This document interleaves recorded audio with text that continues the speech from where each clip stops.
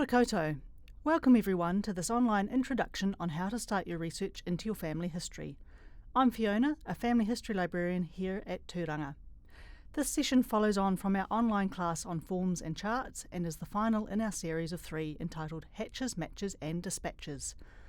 Today we'll cover learning how to find a burial and we'll be focusing on Christchurch and New Zealand resources, but we will also show you some other international lines of research you can follow. These sessions will not be covering specialised whakapapa research. You can email library@ccc.govt.nz for help in this area. Before we start, here are a few points to remember. Begin by talking to people, particularly older relatives, to find out what they may know, and maybe what they think they know. Family myths may not be strictly accurate, but they can sometimes provide a clue to follow up. Start with what you know. Names of your parents, where they were born or grew up, names of grandparents, and approximate dates for when they were born, got married, where they lived, what their occupation was, maybe even their religion, and where they died. If in your research you come across some information that may be helpful or can confirm a name, a date, or event, note where you found it so you can go back and find it again. It's best to confirm your research findings in at least 2 places, preferably 3. Misspellings of names are common. Dates of life events may not be recorded accurately. Transcribed records can contain errors. Just because you found a person's name, it doesn't mean that that's your ancestor. Many people may have the same name, so check and check again for that corroborating evidence. You may have found some information that fits, then further down the track you find something else that throws that first conclusion into doubt. You may have to go back and start again, which is why it's important to note where you've been with your research so you can track it again. Sometimes you just can't find an answer. Sometimes you just have to accept that and move on. But maybe later a new source will become available and you might get that answer after all. You need lots of patience and sometimes follow that leap of intuition and think about what could have happened. But you need to find evidence and confirm it did happen. Why do we start with life events, i.e. births, deaths and marriages? It's really because these are probably the most reliable pieces of information that can help to pin down an ancestor's life, probably the closest you can get to the truth. We start by looking at records that came under a formal system of governance or control of information.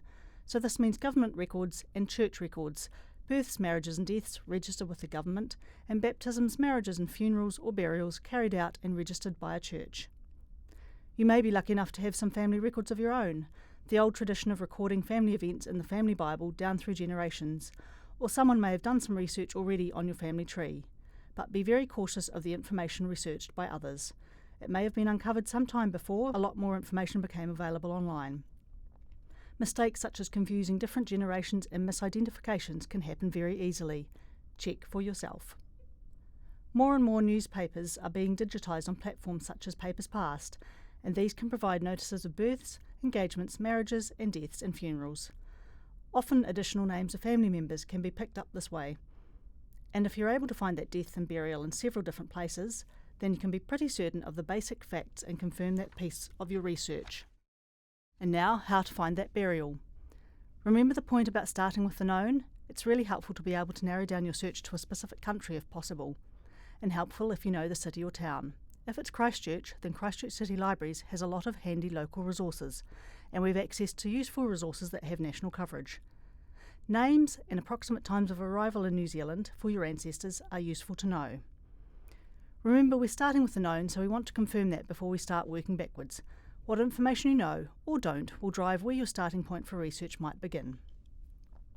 The Church Registers Index is unique to Christchurch City Libraries and is the result of a partnership between the library and the Canterbury branch of the New Zealand Society of Genealogists.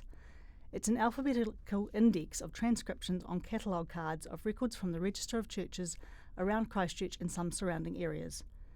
The transcriptions have been made by volunteers copying from the original registers. These list the details of baptisms, marriages and funerals or burials, the services carried out by the minister of the church. It is not comprehensive. If you can't find a name, it doesn't mean your ancestor wasn't born here in Christchurch, but you may need to check other sources. The entries are mostly Anglican with some Methodist and Presbyterian and a small number of Roman Catholic or other denominations. More information about the church registers is available on the Christchurch City Library's website. If you're lucky enough to strike gold in the cards, you may get some really useful information. What you get does depend on what was entered in the original record and can vary, but for a burial, you will usually get the deceased's age, date of birth and place of residence, plus the church or cemetery and the name of the minister who officiated. If you're lucky, you might get the names of next of kin and the occupation of the person who died, or perhaps the occupation of the parent if the burial card is for the death of a child. The 3-letter code on the burial card refers to the church or cemetery. In these examples, BSC is Barbados Street Cemetery and HTA is the Holy Trinity Church, Avonside. The number indicates the burial. So in our right-hand example, little Walter Morris was the 239th person to be buried by the Holy Trinity Church. If you've managed to find your ancestor in the church register cards, or you know they died in Canterbury, then it is useful to check the cemetery database of the pertinent council. For our example is the Christchurch City Council's cemetery database, but most councils around the country have databases you can search and some even have photos of the grave sites. Some council databases also include cremation details. However, our CCC database does not. On this council database, we can confirm that Sophia Hyde is buried in the Barbados Street Cemetery, even if it doesn't give any useful information about her plot. If your ancestor was buried in a Christchurch cemetery, Christchurch City Libraries has some useful resources to help pinpoint their final resting place. To find the exact burial of our church register's example, Sophia Hyde, the microfilm for the Sexton's Returns for Barbados Street Cemetery are very useful, as we can find the entry for Sophia's burial on September 12, 1877. That provides the number of the plot. These microfilm are not heavily used these days, but occasionally, as with this example, can be very useful. Now armed with crucial plot information, we can use another City Libraries resource, Canterbury Stories, to look at a map of Barbados Street Cemetery and find out where Sophia is buried. Canterbury Stories is a digital heritage repository, and along with lots of great photographic images, it has a collection of cemetery plans for 5 Christchurch cemeteries. These plans contain some details of who purchased the plot and or who is buried there. You have the ability to zoom close up to the individual plot details. For Barbados Street, in particular, there is also a set of cemetery registers that have been digitised, and once you know the year of burial you're looking for on Barbados Street, you can find details from several of the digitised books about the plot number, age, profession, the name of spouse, and who performed the burial ceremony for your ancestor. Now that we have the plot number, by checking the digitised plans for the cemetery, we can see in the right-hand image the exact position where Sophia was buried in Area 4B. To complete the resources we have on offer at Christchurch City Libraries, there must be a mention of the tombstone transcripts, or as we fondly call them, the purple books. They are the printed transcripts of cemeteries in Christchurch and other pockets of Canterbury from tremendous work done by New Zealand Society of Genealogists volunteers back in the 1980s, who walked through cemeteries nationwide to transcribe headstones. This information can also be found on Ancestry and is a very valuable resource, especially for post-quake Canterbury, as a lot of headstones were damaged or are no longer in existence. As you may know, for finding a burial it all depends on what you know or don't know. The online database of New Zealand births, death and marriage historical records, often referred to as NZBDM, can be useful to confirm a date of death.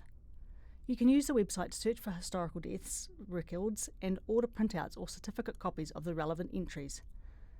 Information available for deaths applies to those that occurred at least 50 years ago or the deceased's date of death was at least 80 years ago. For this example, we can see that Mungo Allison died in 1928.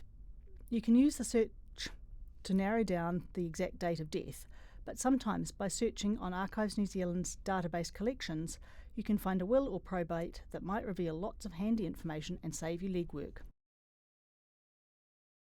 In Mungo's case, finding his will on collections provides his date of death, name of spouse, and also information about where in the world Mungo was born. The will and probate information can often be a treasure trove of interesting information, with photos, maps, death certificates, or even names of previously unknown children, so it is well worth checking in case there is documentation for your ancestor. A lot have been digitised and are directly accessible from the collections database, but once you've created a login, you can also use the free familysearch.org website that is administered by the Church of the Latter-day Saints. Since we now have Mungo's date of death, another very handy use at home or anywhere resource can be utilised, Papers Past. Papers Past is a database of digitised historical newspapers from throughout New Zealand.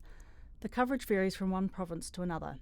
At present, we have digital access to the press up to 1989, so this gives those people living or researching in Canterbury a big advantage, as it's much easier to search a newspaper online when you haven't got an exact date to work with. The plan is for the press to be digitised up to the end of 1994 by the end of this year, hopefully. Try searching for death or funeral as a term and the family name. Sometimes there is not only a death notice but a funeral notice, which may give extra details such as the deceased's home address or other names of family members. Once cremation became more common, a line in the death notice might often give you an indication of whether your ancestor does actually have a burial plot somewhere or whether they were cremated. Occasionally you might be lucky to find an obituary or small write-up on your ancestor, so keep your search terms broad in order to not rule out any possibilities when searching. If the nature of the death was such that might have warranted a coroner's report, then this information might also be able to be found in newspaper reports. A key thing to remember is, don't give up if your keyword searching doesn't produce any results. If you know the general ballpark date of death and the region your ancestor lived in, then it can be worth checking the daily death notices from the papers of that area, as the OCR, the optical character recognition, might not have picked up the name you've searched for, particularly if the quality of the newspaper scan is poor or the words are unreadable. So what if you're looking for ancestors that didn't die back in the 18th or most of the 19th century? There are some options. As mentioned earlier, if you have some idea of when and where your ancestor died, then searching the cemeteries database for that particular region is a good place to start, or in Archives New Zealand's collections database for any will information that may provide clues for you. However, if you don't have much to go on, then using the New Zealand Birth, Deaths and Marriages Index on microfiche can be useful. The Department of Internal Affairs has placed limits on when historical records are made accessible to the general public, so online, generally you'll only find deaths from 50 years ago or deaths from when the deceased date of birth was at least 80 years ago. So the first alternative is the New Zealand Birth, Deaths and Marriages Index. This covers the years from 1854 to 1990. Note that other countries also place restrictions on open access to records to protect individual privacy and prevent identity fraud. The information you can get does depend on the time period you're looking at, but it does give you a reference number you can use to order a copy of the death certificate or printout, for which there will be a charge. You will get the name and a year. And for births and deaths from 1848 to 1955, you can use the district keys listings, which will help you narrow down the location of the death and the year quarter. For deaths after 1960 in the index, the broad location will show on the fiche, as you can see from the example on the screen of William Keith Gorrie. Other avenues to look for locations without having to purchase the printout or the certificate include papers passed and looking at the electoral rolls of the time to see where they were registered. The BDM index is available on microfiche at Tūranga, Christchurch City Libraries. If you're not in Christchurch, check to see if your local library has it, or email us and we'll try and find the death for you. To purchase printouts of non-historical deaths, i.e. post-1990, you will either need a RealMe login, know the exact details of the date to be able to order a certificate online yourself, or make an appointment with BDM officers to see them in person. If you're still having no luck finding anything on papers past, because of course there will only be something to find there if the family back in the day paid for a notice to be printed in the paper, it is worth checking the New Zealand electoral rolls either on Ancestry or MyHeritage. MyHeritage has rolls up to 1935, but you can access from home with your library card. Ancestry has electoral rolls up to 1981, which you'll need to access in a library that subscribes to the database, and then for more recent years, try your local library for the physical copies. Finding your ancestor in the electoral roll may help you narrow down when they may have passed on once you can no longer find them appearing in a roll. However, keep in mind they may have just moved overseas, and that's why you can't find them anymore, rather than they've actually died. Be aware you may need to look through a few pages of results, as Ancestry doesn't allow you to sort the results into date order. But for Mungo Allison, we can see that he lived most of his life in Hawea Flat, but eventually moved to Dunedin in his later years. Checking for your ancestor in WISEs, the New Zealand city and area directories in Ancestry, can also be helpful to fill in the gaps, but each address will only have one name per address, not the whole household listed. New Zealand electoral rolls are accessible on Ancestry up to 1981. In Christchurch, only Tūranga holds recent rolls for all electorates in New Zealand. If you belong to a library outside of the Christchurch network, try asking there for print or microfiche copies of electoral rolls or street directories. Other options for trying to track a more recent death or burial of someone in New Zealand that you can use from home are a couple of websites. The first is the Wilson Collection. Diane Wilson has spent over 40 years researching New Zealand records and indexes, supported by her army of volunteers. It is a free collection to access, and some of the records that are indexed and searchable on the database include early settlers, burial and cremation records, World War I, electoral rolls, and marriage records. You can see from the ticks on the list of resources, there are a number of different burial sources collated into the Wilson Collection, the largest being the burial locator. When searching for a burial, you may find the same name entered several times. This is usually because the information has come from a different source and may have slightly different information. The burial locator information on the Wilson Collection is also available on CD-ROMs at libraries who have purchased it. This information has been compiled by the New Zealand Society of Genealogists. Another useful resource to access from home is the website Memory Tree New Zealand. This site is privately owned and has the names of deceased dating back to 2007.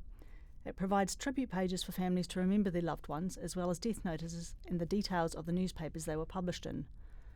Records from between 2007 and 2009 are archived and don't necessarily give you much information to work with. However, records post-2009 tend to include the age of the deceased, the name of the newspaper, and often details of the funeral home, all of which can be helpful to determine if you've got the right dead person. Other newspaper resources that can be helpful in your search for death notices or other information about a death are Press Reader and Newsbank Access New Zealand, both of which will require you to log in with a library card when using them at home. Be aware that for some newspaper titles on Press Reader, there are restrictions placed on them by the publisher, which means you need to use the database within a library to access those titles. Generally speaking, Press Reader has a back catalogue dating back to 2006 for some newspaper titles and Newsbank from 1994. If you have access to Ancestry and Find My Past, they also have some useful resources for checking for New Zealand burials, such as the New Zealand cemetery records up to 2007 and the Find a Grave and Billion Grave indexes, which include photographs of headstones. But double check these with other resources, as some may have uncorroborated evidence. These two databases are also good starting points for looking for ancestors who died outside of New Zealand. Access to overseas records has improved dramatically in the last 10 years with the growth of Ancestry and other similar databases. Check out your local library to see what databases you get access to via your library card, and look out for free trials to take advantage of. Ancestry is getting better with its coverage of New Zealand and Oceania material, and also records from non-English speaking European countries. Filtering by country before researching can reduce the number of hits to trawl through. Find My Past has less American material but is strong on UK and Australian content. Family Search has a partnership with Archives New Zealand, and they are loading a lot of their digitised records onto the Family Search website. Wills and probates, passenger lists. So good for New Zealand material but also useful for overseas records and free.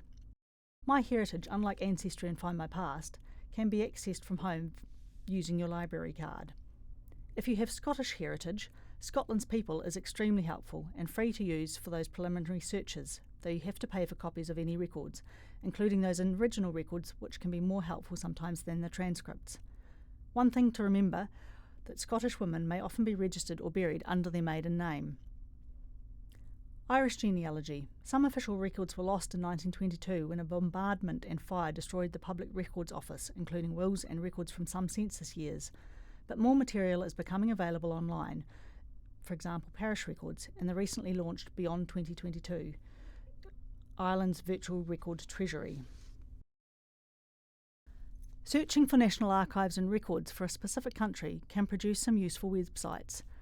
Remember to search for state or county records as well as the national, i.e. central government ones. Church records are really useful.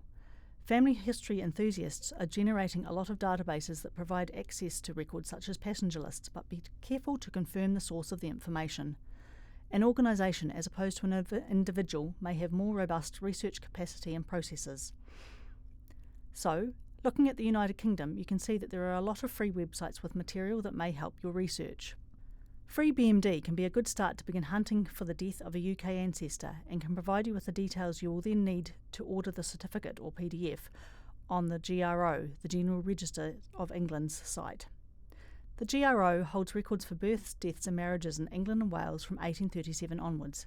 Let's look at an example of using free BMD and then using the GRO. We're looking up Elizabeth Wildman, who died in December 1899, and once you've plugged in the details, free BMD shows two results, the second of which is the Elizabeth we want. The information on this page is useful if you then wish to purchase a copy of the death certificate from the GRO, as it requires details such as the quarter of the year the death was in and the district. The GRO is also searchable for births and deaths, but not marriages, once you've set up a free login. And once you're sure you've got the right person, you can order the document online. On the left-hand side of the screen is the form for requesting a death registration record from the General Records Office, with the yellow areas highlighting the information we've gained from searching free BMD. For England and Wales, you can also order a probate online if you manage to locate one for your ancestor. Be aware that for deaths late in one year may need to be searched for in the following year, as that is when probate would have been administered. This is the case for Elizabeth Wildman, and we can see she died on the 30th of December 1899, leaving £128 to her husband Alfred William Wildman. Looking closer to home, in Australia, Trove is, amongst other things, the Aussie equivalent of Our Papers Past. They have digitised newspapers from the early 1800s up to, in some cases, very recent years.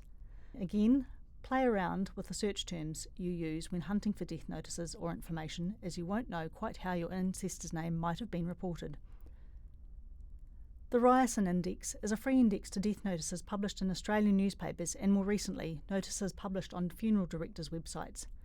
This site is particularly strong in coverage of New South Wales, but is well worth searching on the off chance you might find your ancestor from another part of Australia featuring in a notice. Ryerson also has a handy tips page for finding published notices. That is well worth a look too. Once you know which state your ancestor died in, try searching the various state or local government websites.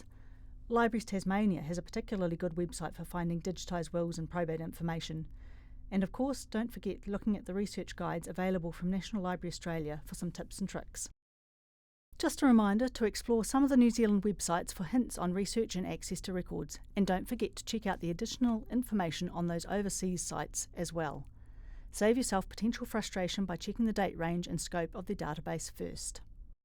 If you're a Christchurch local, come and visit us on the Tuakiri Identity floor of Tūranga, that's the second floor, or drop into your local library to see what they have on offer. And keep an eye out on the Christchurch City Library's website for more family history related sessions. You can always email us if you need some help. Tēnā koutou katoa. Thank you everyone.